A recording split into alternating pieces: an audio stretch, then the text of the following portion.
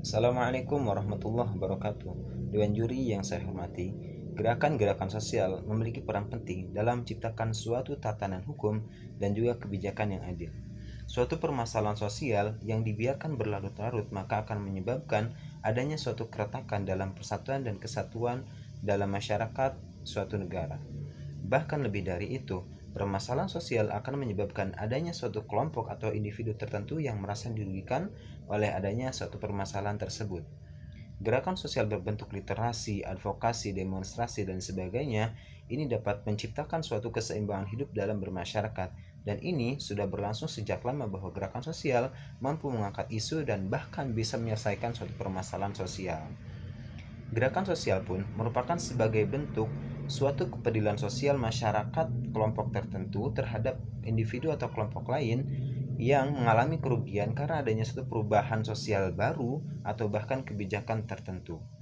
Namun, gerakan sosial berbasis ekonomi bukanlah pilihan utama dalam mengangkat suatu isu atau bahkan menyelesaikan suatu isu permasalahan sosial. Ada beberapa alasan kenapa gerakan sosial berbasis ekonomi bukanlah pilihan utama dalam menyelesaikan atau mengangkat isu permasalahan sosial. Yang pertama adalah bahwa tidak semua permasalahan sosial bisa terselesaikan melalui gerakan sosial berbasis ekonomi. Mengapa demikian? Memang ada isu-isu tertentu yang itu dapat diselesaikan melalui gerakan sosial berbasis ekonomi. Namun, ini tidak bisa berlaku untuk semua permasalahan sosial. Misalnya dalam suatu permasalahan degradasi moral, tentu pendekatan gerakan sosial yang paling tepat dan paling efektif adalah gerakan sosial berbasis agama ataupun moral, dan justru gerakan sosial berbasis ekonomi bukanlah pilihan utama. Misalnya, dalam sebuah eh, kasus maraknya tempat-tempat hiburan yang di dalamnya terdapat berbagai banyak pesta miras, narkoba, kemudian pergaulan bebas remaja. Nah, tentu masalah ini hanya bisa diangkat melalui gerakan sosial berbasis agama atau moral, bukan berbasis ekonomi. Kemudian yang kedua, jika hanya gerakan sosial berfokus pada ketimpangan ekonomi, maka inti dari sebuah permasalahan tidak akan tersampaikan ataupun terselesaikan. Mengapa demikian? Karena gerakan sosial memiliki sifat universal, artinya ia akan menyasar semua kelompok masyarakat. Justru semakin universal basis gerakan ini, maka inti dari sebuah gerakan sosial tersebut tidak akan tersampaikan.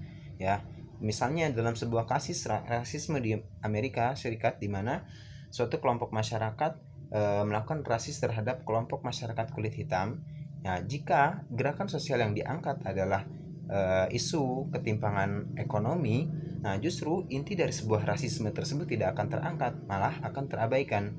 Nah, gerakan sosial tersebut justru malah akan tidak mencapai pada poin inti dari sebuah permasalahan sosial tersebut. Oleh karenanya, bahwa tidak semua gerakan sosial bisa diangkat, bisa dilaksanakan melalui gerakan eh, sosial berbasis ekonomi. Justru semakin parsial ataupun semakin rinci sebuah gerakan sosial dilakukan, maka inti dari sebuah permasalahan sosial tersebut akan lebih mudah untuk diangkat dan dilaksanakan, serta itu akan sangat membantu dalam menyelesaikan sebuah permasalahan sosial. Terima kasih. Baik, di sini saya Trismawati sebagai pembicara kedua.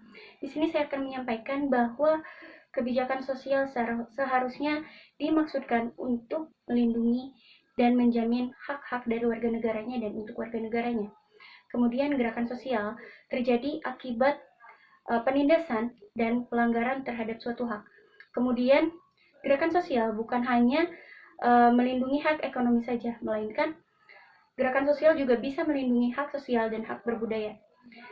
Kemudian dari poin kedua, argumen yang diberikan bahwa gerakan sosial bermuara dari ekonomi. Contohnya, kasus rasisme terhadap kulit berwarna yang terjadi di Amerika berawal dari kelas ekonomi rendah di kalangan mereka. Namun pada kenyataannya, hal ini terjadi karena salah satu dari kalangan mereka terbunuh oleh polisi akibat tuduhan mencuri. Selanjutnya dari poin kedua, menyatakan bahwa perempuan yang memiliki ekonomi rendah akan dipermainkan oleh laki-laki, dan sebaliknya, perempuan yang memiliki ekonomi tinggi akan mempermainkan laki-laki. Namun pada kenyataannya, perempuan yang berekonomi rendah ataupun perempuan yang memiliki ekonomi tinggi akan dipermainkan laki-laki yang tidak memiliki moral, etika, dan nilai agama dalam dirinya. Kemudian, adapun kasus aksi mahasiswa di Yogyakarta pada September 2019, mereka melakukan aksi kejayaan memanggil karena adanya pengesahan undang-undang terhadap pelemahan KPK. Hal ini terjadi akibat kebijakan-kebijakan oleh para penguasa atau para dewan. Bukannya hal ini melindungi rakyat, namun hal ini dapat mengurangi keadilan terhadap rakyat. Nah, mereka menggembar-gemborkan untuk keadilan yang diberikan. Kemudian, hal itu justru berdampak terhadap ketimpangan ekonomi apabila undang-undang tersebut disahkan. Kemudian juga kasus penghapusan dari kekerasan seksual. Di sini siapa yang tidak marah ketika undang-undang itu dihapuskan? Di sini kasus ini terjadi jauh dari ketimpangan sosial. Kita sebagai mahasiswa menyuarakan suara kita untuk melindungi rakyat, diri kita sendiri, dan semua masyarakat. Terima kasih. Saya akan memberikan beberapa contoh kasus yang pemicu utamanya bukan dari sektor perekonomian. Kasus yang pertama yaitu Maluku dan Maluku Utara pada tahun 1999 sampai tahun 2002 terjadi ketidaknetralan aparat keamanan dan pecahnya struktur pemerintah menjadi dua komunitas. Di era SBY dan JK terjadi kemajuan dengan adanya pemberlakuan sipil, Perjanjian Malino II, dan penanganan pengungsi. Kasus yang kedua yaitu kerusuhan Mei pada tahun 1998 di Jakarta. Pemicunya karena terjadinya penculikan aktivis, penembakan terhadap mahasiswa Trisakti, dan memburuknya ekonomi saat itu. Kebanyakan etnis Tionghoa yang menjadi sasaran kemarahan. Yang ketiga yaitu kasus konflik Lampung Selatan pada tahun 2012. Pemicunya terjadi karena kesalahpahaman antara dua kelompok warga sehingga terjadinya perang saudara. Kasus-kasus ini tidak bisa diselesaikan dengan memperjuangkan sektor ekonomi, karena konflik sosial yang terjadi menyangkut banyak kepentingan pribadi, kelompok, ras, etnis, dan lain-lain. Menyelesaikan dengan memfokuskan terhadap sektor perekonomian bukanlah suatu yang efektif, karena banyak konflik yang terjadi pemicunya bukanlah pada sektor perekonomian.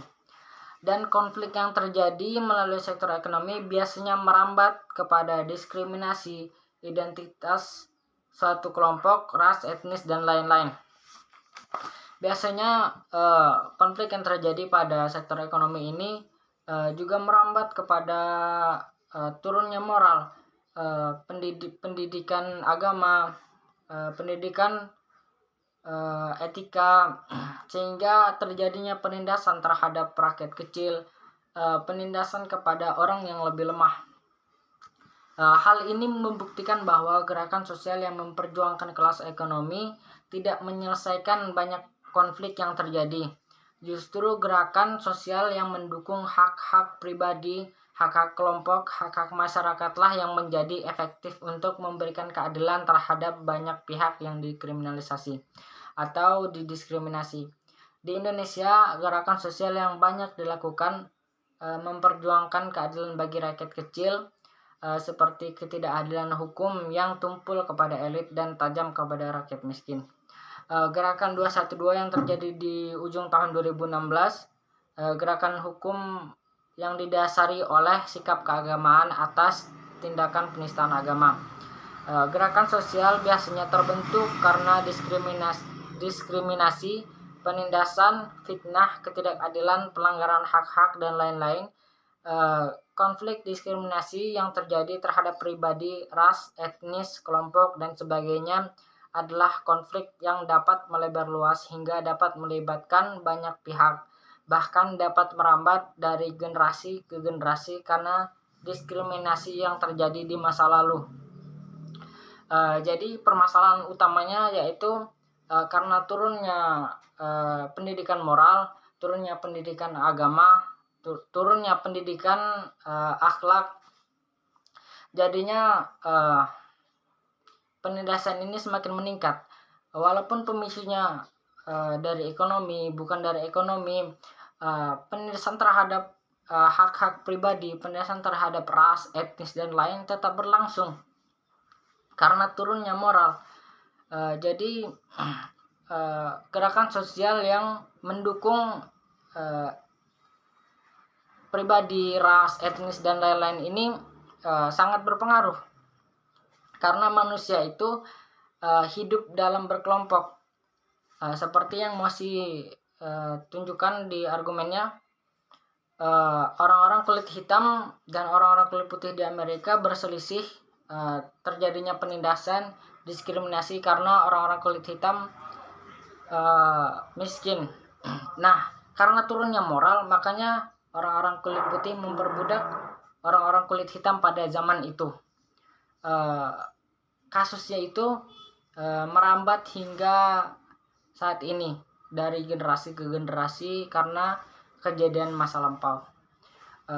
Makanya menurut kami gerakan sosial yang mendukung pribadi, ras, etnis, dan lain-lain lebih cocok difokuskan kepada gerakan sosial.